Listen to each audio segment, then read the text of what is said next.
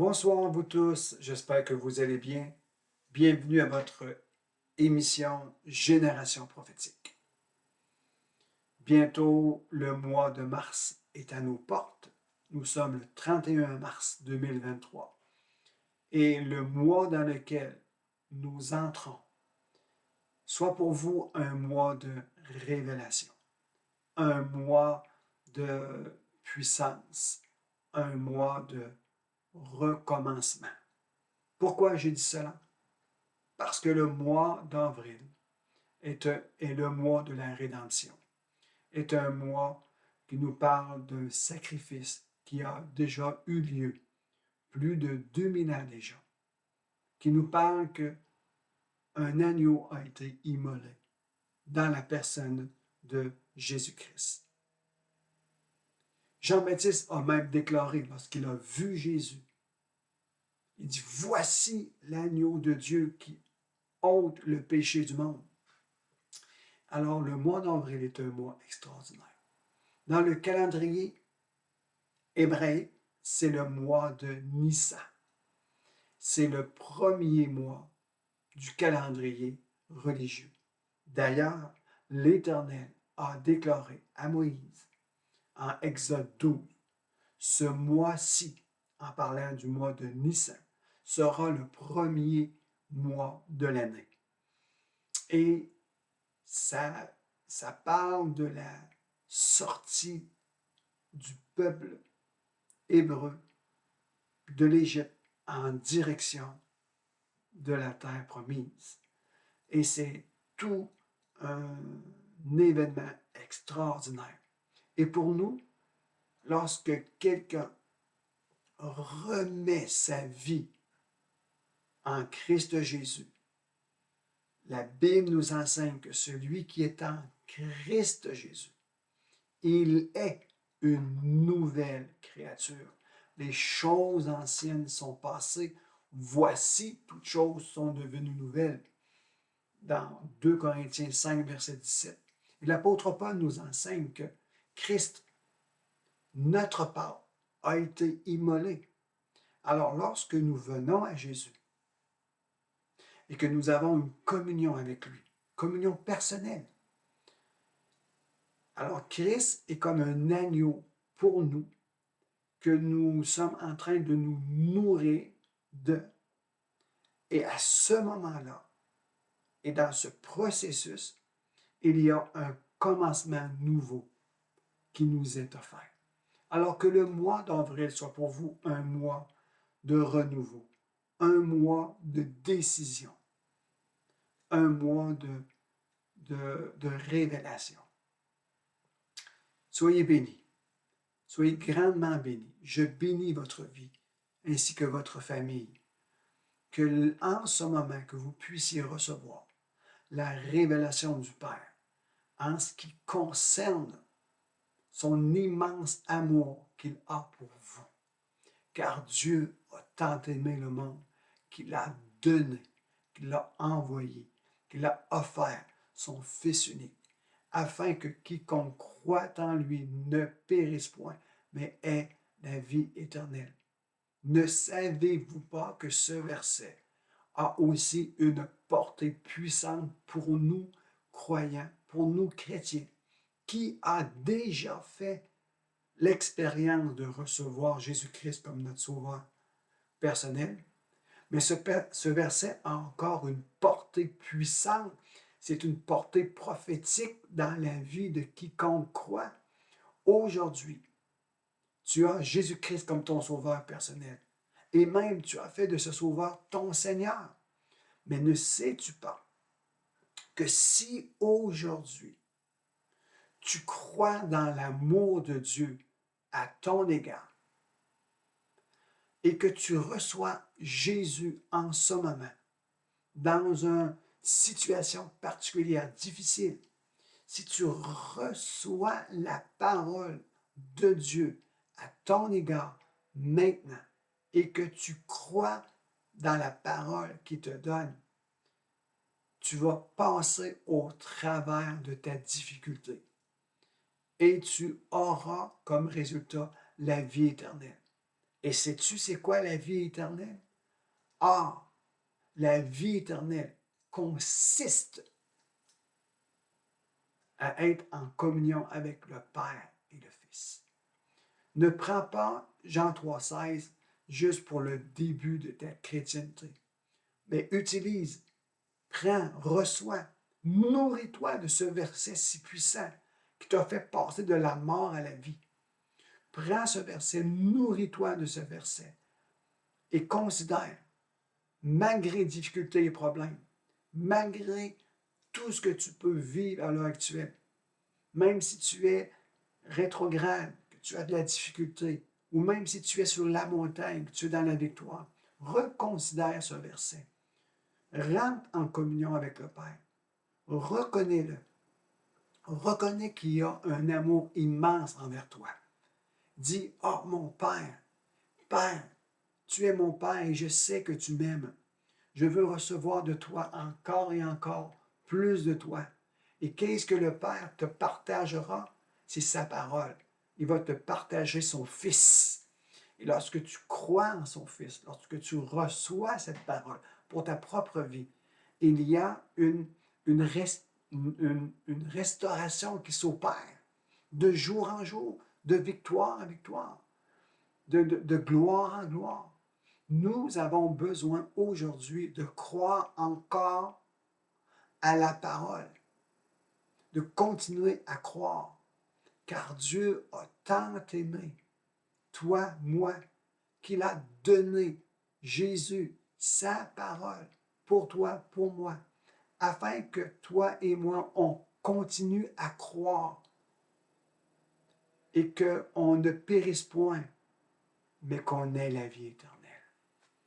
Les versets parfois qu'on met de côté parce que c'était des versets qui ont initié notre vie spirituelle, mais ils ont une portée grandement, doublement plus puissante pour nous maintenant qui marchons dans le processus de notre transformation. Jean 3,16 est une parole puissante. D'ailleurs, Jean 1,12, mais à tous ceux qui l'ont reçu, elle a donné le pouvoir de devenir enfants de Dieu. Aujourd'hui, nous avons encore besoin de l'exousia, de la puissance de Dieu dans nos vies, de restaurer, de renouveler, de remettre en avant-plan la puissance de Dieu dans nos vies. Alors nous devons recevoir de sa parole aujourd'hui, encore et encore. Nos églises, nos ecclésias, nos familles ont besoin de recevoir encore la parole nécessaire dans nos vies. Je vous lis un texte ici. Dans Matthieu 16. Et je vais raccourcir ici.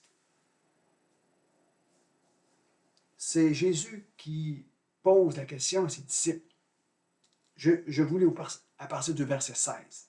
Jésus arriva sur le territoire de Césarée, de Philippe, posa cette question à ses disciples. Au dire des gens, qui suis-je, moi, le Fils de l'homme?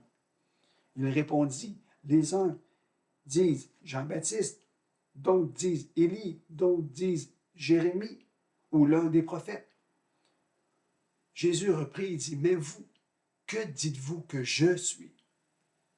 Simon-Pierre répondit, tu es le Christ, le Fils du Dieu vivant. Jésus reprit la parole et dit, tu es heureux, Simon, fils de Jonas, car ce ne sont pas la chair ni le sang qui t'ont révélé cela, mais c'est mon Père qui est dans les cieux, qui t'a fait connaître ceci. À tous ceux qui reçoivent la parole, elle a donné le pouvoir de devenir. Aujourd'hui, vous tous, moi, ma famille, mes frères et sœurs dans le Seigneur, nous sommes dans un processus de devenir, de grandir, d'aller de maturité en maturité, de progrès en progrès.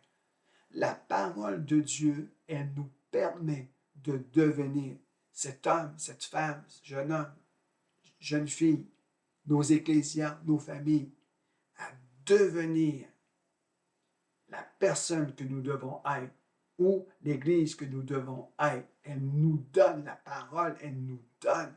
Ici, Jésus posa une question et tous, entendant la réponse, la question de Jésus, il y a eu une ouverture de cœur dans celui de Simon-Pierre. Il a été capable de recevoir et il a libéré une parole. Et à partir de cela, Jésus a fait une déclaration. Il dit, tu es heureux, Simon. Tu es heureux, Simon. Maintenant, parce que tu as parlé par révélation, parce que tu as eu la capacité venant de mon Père de relâcher une parole, je vais maintenant parler aussi par révélation en ce qui te concerne. Et nous voyons tout le processus. Il dit, sur cette pierre, je bâtirai mon église. Tu es pierre, et sur cette pierre, je bâtirai mon église. Je vais continuer à le lire convenablement. Jésus reprit la parole et dit, tu es heureux, Simon. Au verset 19, ça dit, 18, pardon, et moi je te dis que tu es pierre, et que sur cette pierre, je bâtirai mon église, et que les portes de séjour des morts ne prévaudront point contre elle. Et voici, en recevant la révélation, en recevant la parole, il est devenu la personne, Simon-Pierre et les autres, ils ont reçu la capacité de recevoir les clés du royaume des cieux. À chaque fois que nous recevons la parole de Dieu dans nos cœurs, par la foi, la parole que nous recevons, elle crée en nous une capacité de devenir, une capacité d'être en mesure de recevoir quelque chose qui est divin. Alors, je vous encourage fortement à ne pas négliger les paroles qui vous ont fait rentrer dans le royaume des cieux. Ici, chaque lieu où une personne se trouve, chaque endroit où une personne se trouve, chaque situation, chaque circonstance, ne sais-tu pas qu'il y a une parole à propos de tout ce que tu es en train de vivre? Là où tu te trouves actuellement, il y a une parole que tu dois recevoir. Je vous donne le principe. Jésus était sur un territoire, sur le territoire de Césarée de Philippe. Et Jésus s'arrête à un endroit et il déclare, et il demande, et il pose cette question. Mais pourquoi Jésus a-t-il posé cette question? C'est parce qu'il voulait que les gens qui l'entourent, ses disciples, puissent recevoir une révélation pour transformer le territoire sur lequel il se trouvait. Le territoire de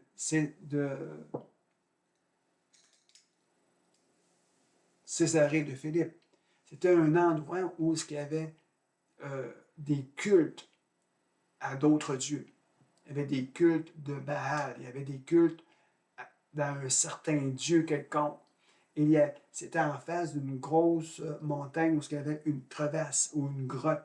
Et les gens allaient là pour faire des cultes. Mais Jésus a dit, dans ce lieu, sur cette parole que tu as déclarée sur ce territoire, je vais bâtir mon église. Alors, sur chaque territoire, il y a une révélation à recevoir. Et lorsque je parle de territoire, ça peut être aussi sur un territoire d'une blessure quelconque, un territoire blessé. un territoire de mauvaises relations, un territoire de manque de finances, une situation de maladie. Tu dois entendre Dieu te parler à propos de là où tu es en ce moment, d'ouvrir ton cœur pour recevoir une parole dite à propos de là où tu es maintenant. Et lorsque tu la déclareras, cela mettra en essence, à naître, un nouveau départ pour toi. Je vous invite à ouvrir vos cœurs, à disposer vos cœurs dans la présence de Dieu. Ne regardez pas à là où vous vous trouvez aujourd'hui, mais concentrez-vous sur la personne de Jésus-Christ. Allez dans un temps mis à part et laissez Dieu vous parler. Soyez bénis dans le nom de Jésus, car sur chaque territoire, dans chaque circonstance, il y a une parole à recevoir. Et de cette parole, lorsque vous la déclarerez, elle mettra en essence le nouveau commencement pour ta propre vie. Le mois d'avril, c'est un mois de renouveau. Parce que Christ, notre pape, a été immolé. Et c'est en lui que nous nous retrouvons. Béni soit notre Seigneur Jésus-Christ. Que notre Père soit honoré. Que notre Père soit exalté. À lui, la puissance, l'honneur, au siècle des siècles. Et par le Saint-Esprit, que nous puissions rester dans cette communion attentive pour recevoir de sa part une parole qui viendra amener un renouveau dans nos vies, à la gloire de notre Dieu. Et que la gloire de Dieu repose dans vos maisons. Soyez bénis et à bientôt.